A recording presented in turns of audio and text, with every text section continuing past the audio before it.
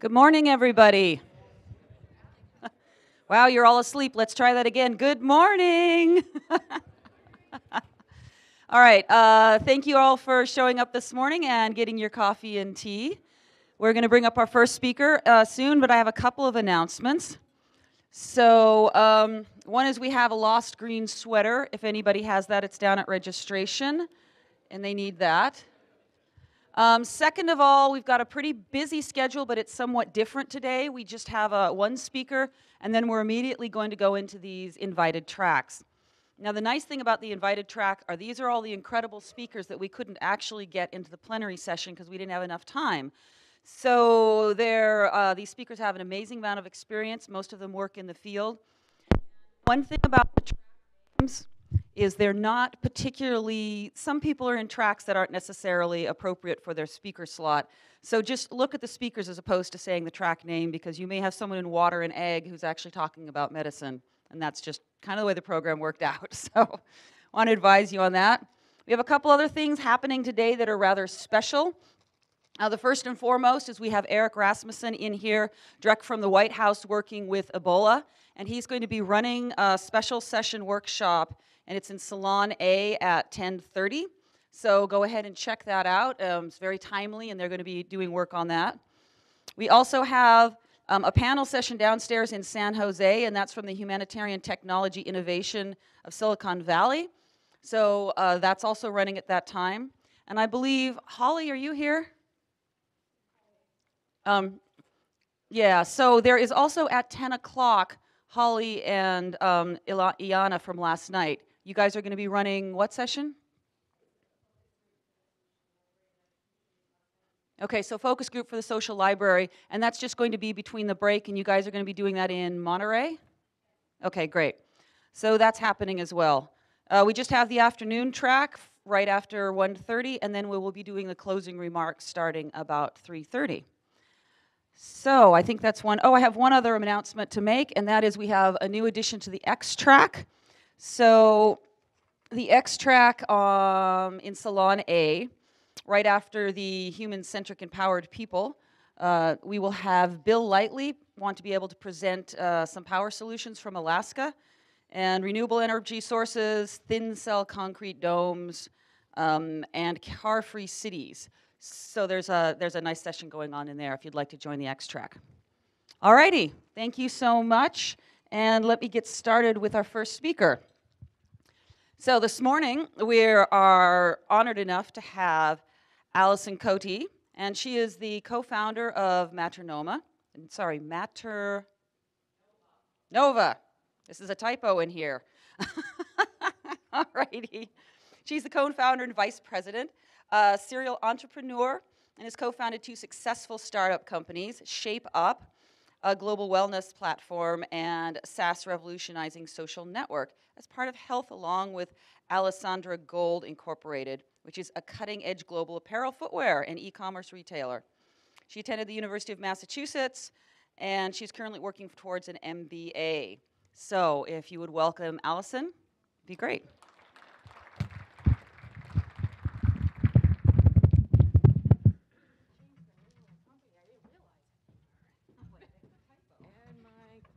All right.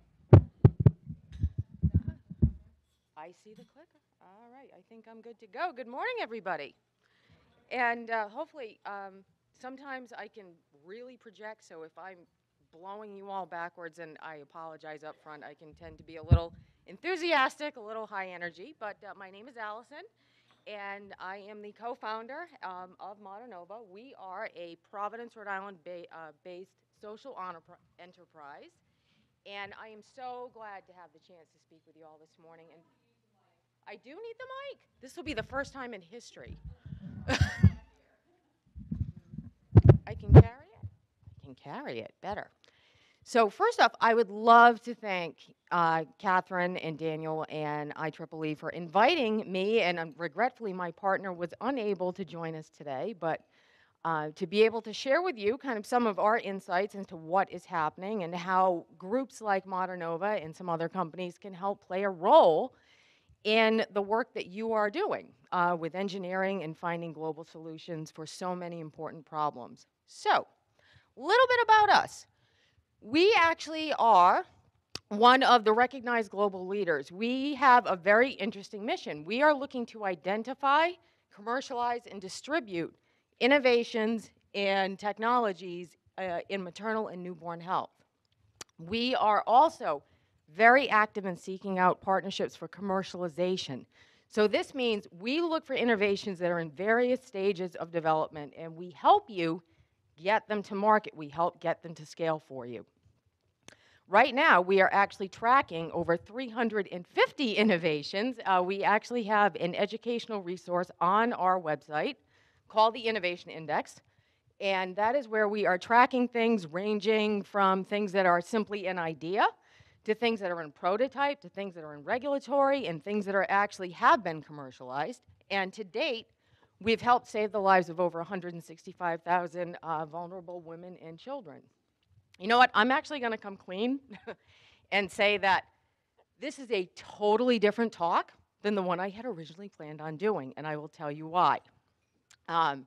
When I first got here, I had sat down and I had done my presentation, and then when I heard the first speakers, I was so inspired and I was so blown away by the energy and the passion and the creativity that goes along with engineering. It was something I honestly did not expect. That I went back to the drawing board, I redid my entire presentation, so if I have a couple of hiccups, I'm going to ask that you just bear with me a little bit. So, Meg and I, we came together, we decided to launch the company, and we did it with one idea in mind. We wanted to create the first fast track that would speed the uptake and distribution, and most importantly, the adoption of all these innovations that actually are out there. And we wanted to do it specifically to help save the lives of women and children. So, you know, why would we do that? What was so important? Easy. Girls are awesome. Women are actually going to be our best chance to break the cycle of poverty for the future. And when we look at it, there are so many different benefits that make it the most important way to bring the world back on track and out of poverty. Women, you know, the statistics are that women invest more back into their families. They help their children pursue an education. And most excitingly, they are one of the largest growing bodies of new entrepreneurs. So let's take a look at the life cycle. And this is something that Meg and I actually found. We were extremely impressed by its completeness, or what we believed was its completeness. And when you look at it, you'll see, I mean, it really is rooted 100% in gender discrimination. And you can see that there are so many different things that play a role in holding back women and creating these conditions that really are unacceptable and bordering on inhumane. And they range from medical to social stigmas, and you can look at, kind of following it down, that it's everything from birth to youth to adult, and then even into motherhood. There's a lot there. And there's even a couple of things that you wouldn't think of. Wow, I really feel like I need water. I'm so sorry. Very nervous with this new presentation. So when you look at it, you can even see some things that maybe aren't covered, and things like one of the biggest problems for women in the developing world, which is a waterborne parasite called schistosomiasis, and even something kind of as socially awkward as the stigma around menstruation. So, what were we going to do about that? These are some of the innovations that we started to track, and you can see they range from everything from biotech apps to things that are very simple, handheld ultrasounds to ways that you can test water for parasites and bacteria. And we did that because we wanted to accumulate and start to put together a portfolio of things that would allow to start to swing the pendulum back the other way. And in doing that, we also noticed something kind of exciting, that about 12% of the world's global population actually are entrepreneurs themselves. And we also noticed that a lot of them, coincidentally, were women. And you can see this photo here is actually one of our partners in the field. Thank you. Wow, I am so nervous.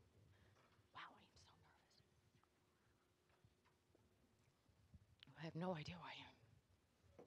Whew. That'll teach you to try to do something at the last minute. We also noticed that more women are becoming entrepreneurs. And this was something that we thought was particularly exciting. So you have this great concept, you have this great opportunity, you have lots of women who are engaging, looking to be entrepreneurs, whether it's out of business acumen or out of necessity, which unfortunately in countries where you do not have a developed welfare system, more often than not it's going to be out of necessity.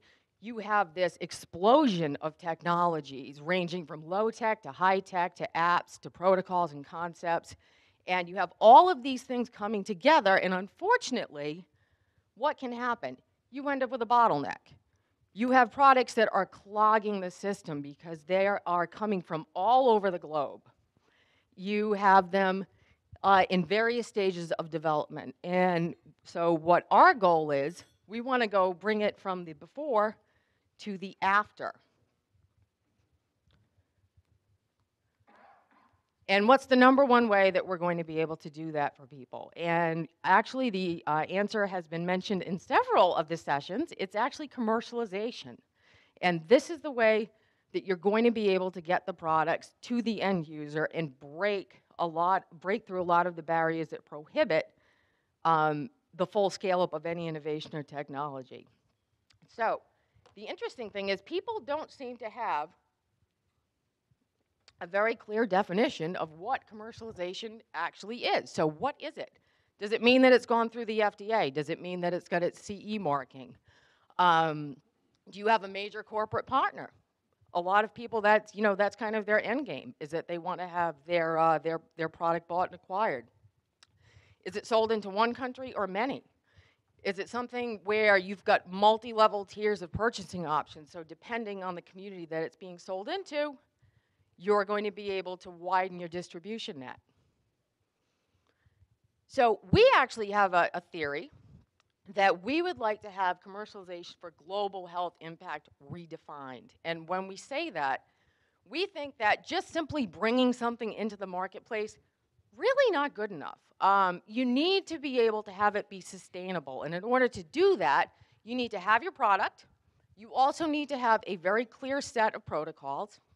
And you also have to have the infrastructure so that when you bring it into the environment, the community, or the market where it's being introduced, it will be able to sustain itself, because in the case where it is really being piggybacked on the work of a donor, once the donor pulls out, sometimes so does the product. And then it's done, and it just kind of sits there languishing.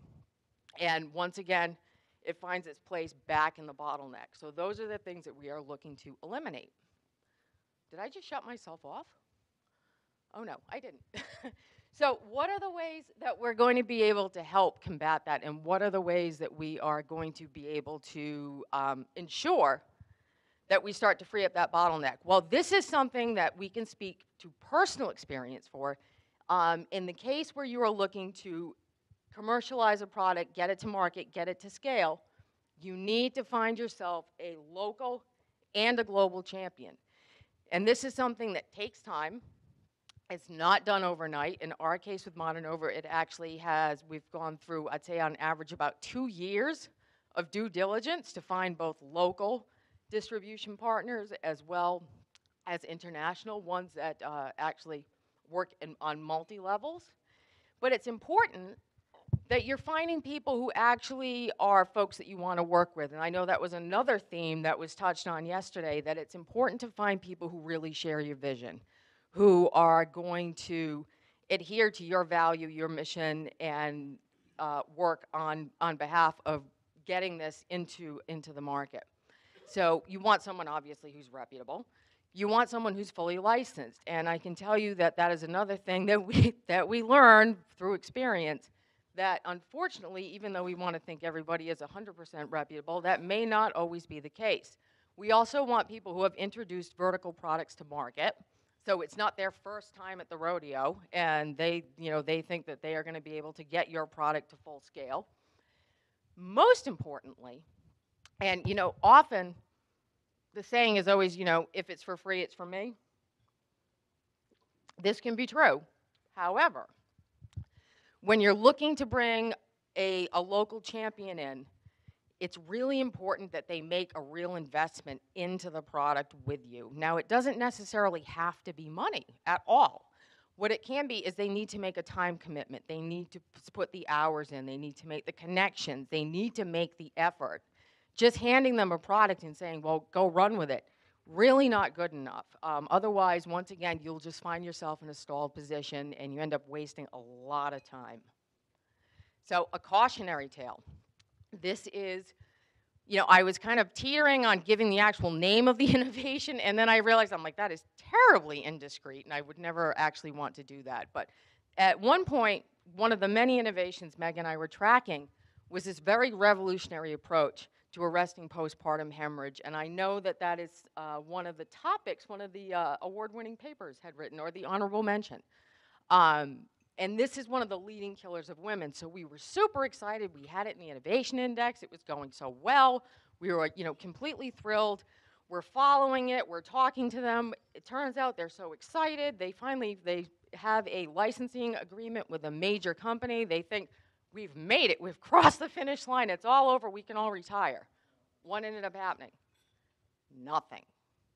Absolutely nothing. So it goes to say that sometimes it really pays off to do your due diligence and not put all your eggs in one basket, but really to stay on top of your vision and your dream. That product, actually, it's still sitting there, and it never really got to scale. So I think Meg and I might have played taps. It was really very, very tragic. We were like, come back, and it was already too late. But not in this case, however. Happy slide. This is one of our partners, the Trafina Foundation. They are based in Nigeria. These are a lot of the products that we actively distribute. And this is one way that we have that on-the-ground presence. And this is important because, obviously, they make the transition and the importation of all these devices infinitely easier. It also helps in the case of countries where there may be bribes, which I know no one likes to talk about, but unfortunately that can sometimes be the case. It also helps with regulatory, getting products licensed and brought into the market. And you can see, let's see, our NASG and our solar clip lights and all types of good stuff. So what is the solution to all of this? And Meg and I were thinking about it, and we were like, well, what's the answer? What is the way to finally break down the barriers and get this across the finish line so that we can keep our word to the people that we're working for and with? And it really comes down to one concept, platform thinking. We need to switch the way we're thinking from products to platforms and have it not just be about a singular innovation, because there is no one singular innovation that is going to solve every problem. There needs to be multiple options available. And we also want to create a suite. We want to create an ensemble. When you're looking to address such dire issues, simply having one product that addresses one point of care, not really good enough. We want to be able to aggregate, bring things together, and we want to create an ecosystem. So when we look at the old school equation, again, we're looking at our products, and then we find a supply chain, or in this case of the poor postpartum hemorrhage person, they found them all right, just didn't go anywhere, and then it finds its way to the customer. Our thoughts are that, we are looking to have a platform and ecosystem that has these values. We want ideas that are going in multiple directions. We want things where our consumers, our customers, have input into the products, that they are helping with the design, they're providing that candid feedback. These are all the things that aren't currently happening. It's almost like when you go to buy a car, and you walk in, and all of a sudden the person comes over, and I know they're just a salesman, but bear with me for example's sake, and they immediately point you to a car and say, this is the car you want. They tell you what you want. They tell you what you need before you even know. And the person doesn't listen to you. They say, well, you're just going to take this because this is what I've decided that is right for you. Not necessarily always the case. We also want to have Enterprise valued from all levels. Again, these are people, everybody from the local midwives to the trained birth attendants to the obstetricians, even just the frontline healthcare workers who are making a huge impact, a huge splash all across the world. And we're looking for different options for different settings. Not every innovation is going to work everywhere you go. And when you're looking at different things, I really think that it's important that we look at having both high and low literacy options available, where people who don't necessarily have the ability or the education to understand, they may not be able to read everything, they may not be able to get online to take a CBT or get some type of formal training, but they can look at a pictorial diagram and figure out how to use the technology, provided it's made simply and actually works well. So another thing that we wanted to talk about is marketing. You have an innovation, you have a product. You know, why is this such a dirty word in public health? When you think marketing, like, oh, marketing, no, I can't possibly do that. And when you, the cartoon just cracked me up. This is an issue that goes well beyond everything just in the supply chain. But most importantly, the point that I really think is the key takeaway, especially when we talk about marketing, and we hear this all the time from our clients, clinicians, people in the field, the people who are ultimately going to be your customers, cannot request something they have no idea exists. And this is where we come in. We are going to break down the barriers. We are breaking down the barriers. We are disseminating the information. We are getting it out into the field faster, quicker, to more people, and bringing more innovations into their arena or their sphere than they ever thought possible. And that's ultimately what the name of the game is. If they don't know it's there, they can never ask for it. So what is platform thinking for global health, in particular for girls and women? Again, there are some key components. When we look at it, we have our participants. And these are everybody from the people who are providing the care to the people receiving the care. And we also need a sustainable infrastructure. And that means you need to have multiple points of contact, multiple points of distribution. You need to be able to have things like mobile purchasing, mobile health. Well, I guess just e-commerce would be, the most simplified term for it, and multiple ways for engagement. You also need to be able to have interactions. You need that feedback.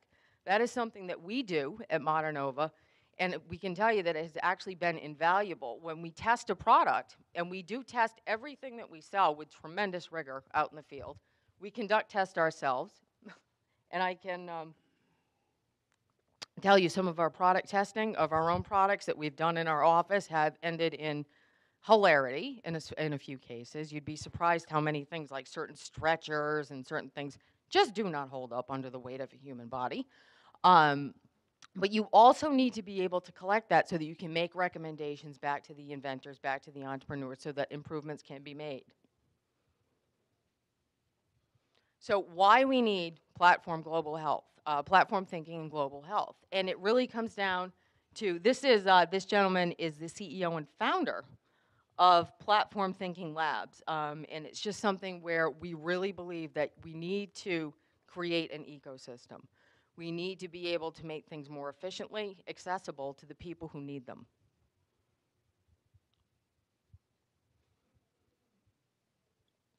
And in doing that, by opening up the conversation and creating that ecosystem, we create even more opportunity. Now, this is a little example I'd like to share. This is one of our original customers who is now a client, which is even more interesting.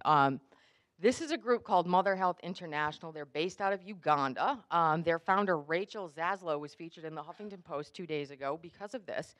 And she had originally been a customer of ours, and she still is, but she came to us and said, I've got this idea. I've been talking to these, these midwives and these healthcare workers, and we've come up with a way to detect fetal heart rates that is low literacy, it's highly sustainable, it's incredibly cost effective to make.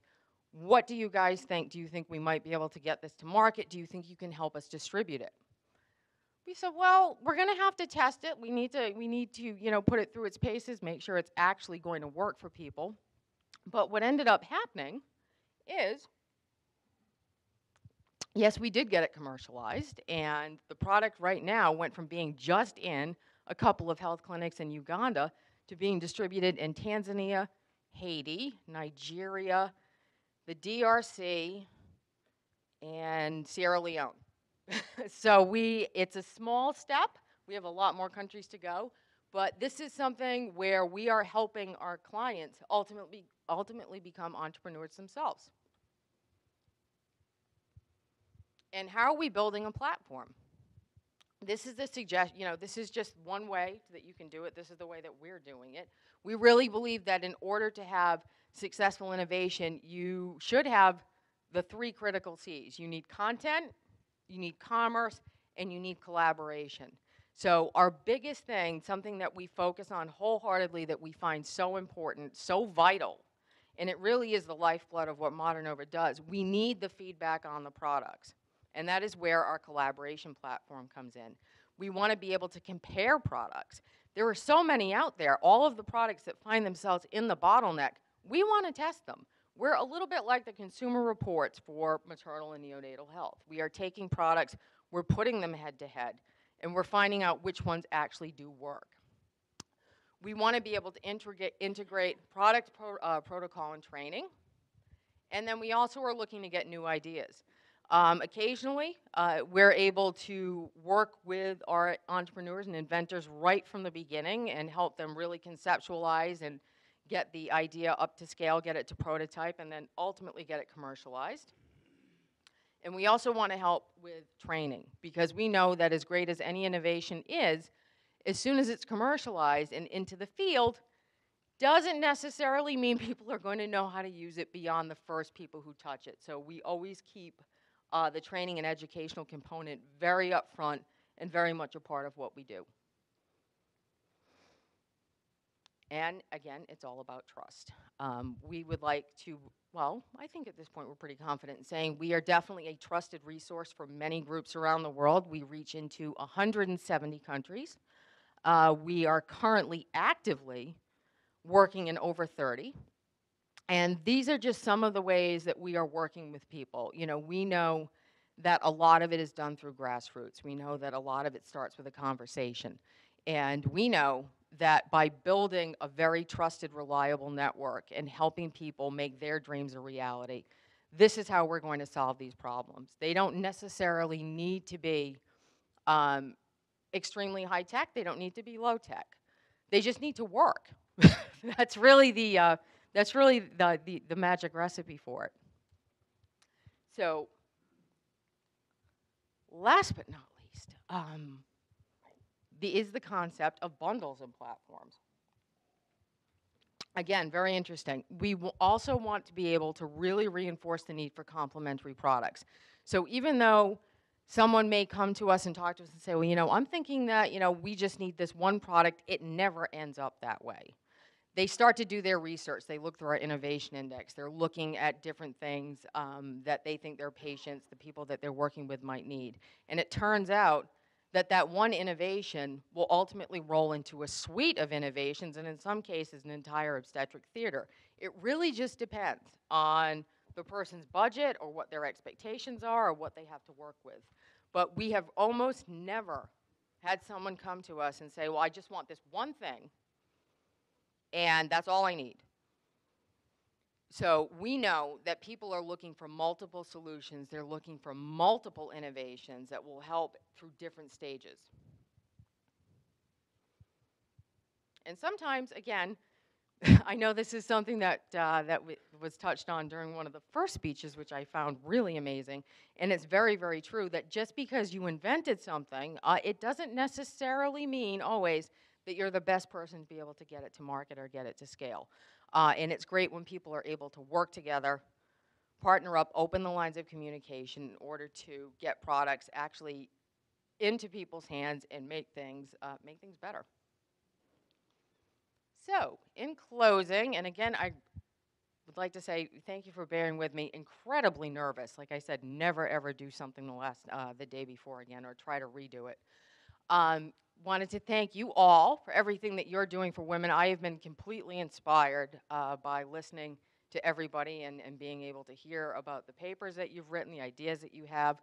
I had no idea you guys would be so much fun and just such, such an amazing group. So we would love to hear from you.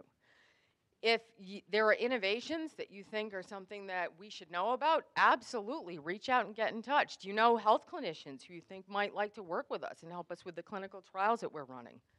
All of these different things. We are kind of the one-stop shop for getting things from the starting line all the way across the finish line.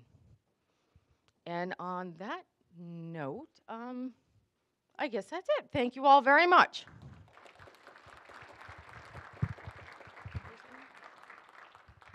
We definitely have time for questions if anybody would like to.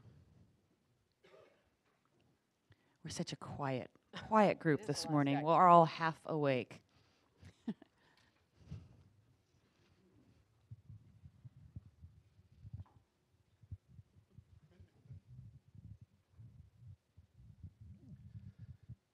Well, not to be critical of you in particular, but a lot of people use the strategy of designing something to meet an individual end user's needs and involving the end user in the design. Mm-hmm. And I think there's an inherent conflict between that and making something generalizable that can be used by people who don't have that skill set or don't see that particular set of needs. So that conflict interferes, I think, with the process that you're trying to do. How do you deal with that? Okay, just to make sure that I understand the question. So, yes, very often people will seek feedback and input from people while they're designing a product. We are ultimately, what we're doing is we are seeking that feedback from people once the product has been designed during the commercialization process. Was that not quite sure what? Your role comes in later.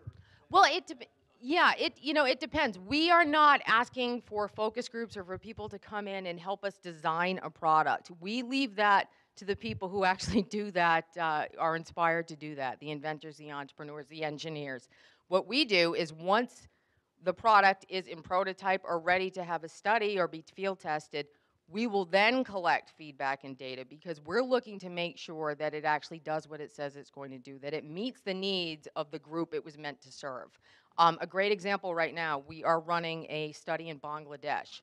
And this is something that's being funded by Merck for Mothers. And what we're doing is we are looking very specifically at one technology. It's called the U-Check, and it's a droid-based urinalysis machine, believe it or not.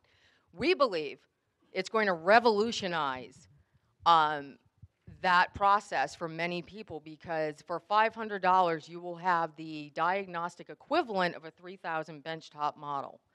But the one thing that we need to know, and this is where we come in after it has actually been rolled out, is that the manufacturer, U-Check, is claiming you don't need any particular formalized training. They claim that it's incredibly easy to use. You don't need to have that in-person training in order to become proficient using the device. If that's the case, we want to be able to prove that. So what we're doing, we're actually sending it into the field for about 6 months with a couple of hospitals and groups in Bangladesh. We're going to study and track that so that we can go back to the manufacturer and say, well, this is the conclusion, these are our conclusions. Yes, it performed exactly as you claimed it would, or it almost did, but maybe there's 1 or 2 improvements that can be made. So we come in at a later step. We would never claim to want to help people conceptualize an idea. Heartstrings was kind of, I would say, not necessarily an isolated example, but we were involved fairly early on there. That's not normally the case.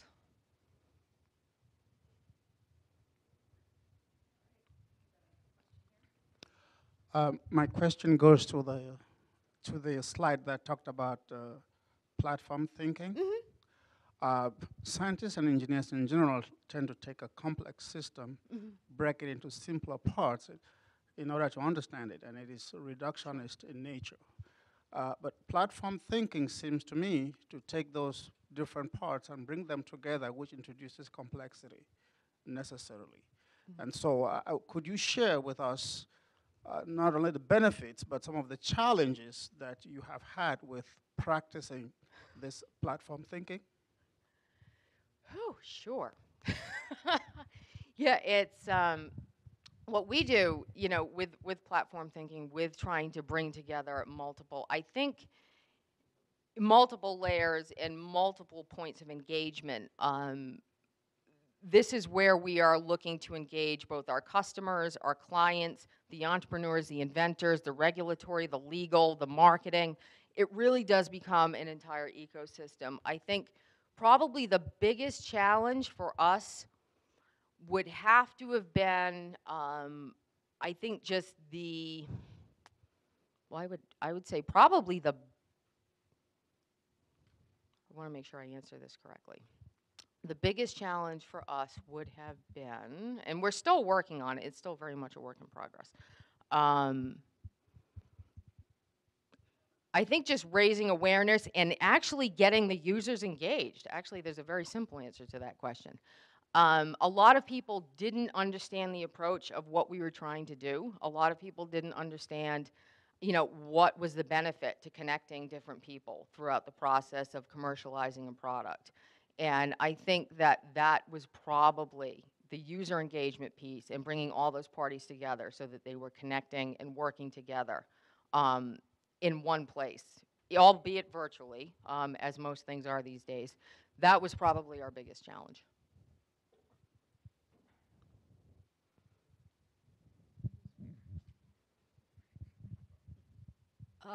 I sort of have two questions, but one of them is, you mentioned at the beginning that there's a very good product sitting on the shelf and doing nothing. Why can't that product be retrieved, put back into the system, and then put out? Okay. You know, sometimes that does happen. Sometimes they are resuscitated, taken back off life support. But a lot of times with entrepreneurs, this was an entrepreneur, not someone who was working directly out of a university or not someone who had a whole heck of a lot of funding. And anyone who is an entrepreneur, I can raise my hand on this one, can tell you that unless you have alternate sources of revenue, would be the best way to describe it. If you run into a lot of hurdles, roadblocks, regulatory problems with your product and getting the product to scale into market, chances are you are going to end up giving up, closing down. But with most entrepreneurs, you will find out that they don't stay down for long and they will come back with a different product. In this case, we have seen a couple of cases where a product has come back or been completely repurposed. A great one would actually be the NASG. And this is something that we are actively promoting. We're one of the only distributors. We were a very early champion of it. And I don't know if I can click back. Just a couple of slides. Oh, I went the wrong way. Sorry about that. Okay, this is the NASG. This was actually developed in the 1970s by NASA, believe it or not, as most good things are. And it was used, you know, for a lot of ambulatory care. They're neoprene compression pants.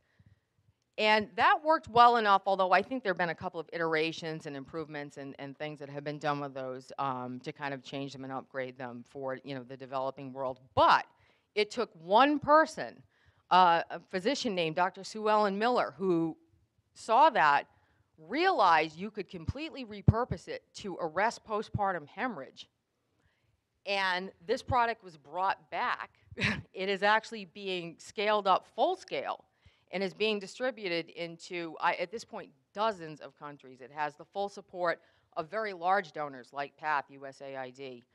And it's something that, you know, was originally meant to serve one purpose and then now has come back and is saving the lives of women all over the world. It's sustainable, it's rugged, it's great for low resource environments, and it is a remarkable solution that already existed and had kind of petered out a little bit, and now it's come back.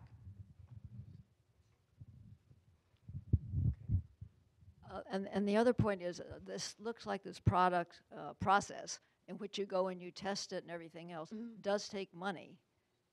And how do these entrepreneurs, if they're just getting started, pay you, or how does this work to get this all done? Oh, God, I wish they always paid us. No. Yeah, no, not always. We're always like, come on. You know, it depends. With entrepreneurs, and that is, you know, it's an entirely different, I think I'm much better at just having real conversations instead of trying to present. With entrepreneurs, it's interesting. More often than not, obviously, they're actively looking for funding. They're looking for those seed rounds. If you're lucky, you're going to have a couple of angel investors early on to kind of give you that bump and that padding.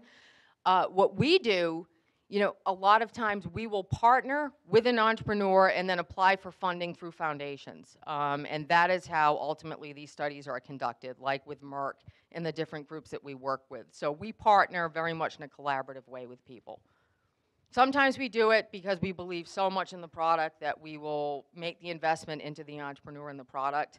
Sometimes, obviously, if there's a way that we can be compensated, that's always a good thing to have happen. But there's various ways to make this, you know, to make it work, and we believe that getting the innovation into the field is actually more important at this point. Great. We have time for one more question, if there's anybody else. Oh, okay, there's one right there. Yeah, I think you've somewhat addressed this, but in the commercialization, you had talked about bringing a product in for a specific target audience, specific use, but more from the platform thinking, there may be other uses, as you were just describing, or different ways to aggregate products in the pipeline to solve multiple needs.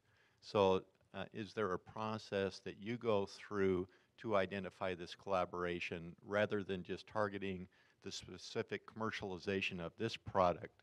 Is there this reinvention process that you do before you say, take this one to market here, or is there a stop, pause, let's rethink this? You know, it's interesting, and I think in the beginning, our first product, the very first product that Maternova actually brought to market wasn't even just one product, and that's kind of what's interesting. It was an obstetric kit. It was a collaboration or a suite of complementary products that we had thought out, tested, put together to really kind of address any type of obstetric emergency that could happen during the moment of birth. So with that, it's something where we are actively looking for things that fall into, I would say, certain criteria for the clients that we work with, whether it be budgetary, geographic, the population that they're serving. And when we think about a product or something that we're looking to launch that's going to be specific to a certain geography or a certain group, those are the things that we like to consider. And that's kind of where we're headed with our future strategy, is that we want to be able to offer people a range that, based on where you are, what your budget is, and that can fluctuate wildly depending on where you are in the world. I think we all know that. And the population that you're serving and what you currently already have in place. We're not looking to reinvent the wheel. We're not looking to replace the wheel. We're looking to improve the wheel at a minimum. If we could make it 100% better, we would. But we're looking to give people the option, saying that if you have this, this, this, and this as your considerations, this suite of products is your absolute best option to save the lives of the mothers and the children that are coming to you. And hopefully, did that answer your question? Okay. Great. Thank you so much, Allison. Really appreciate it.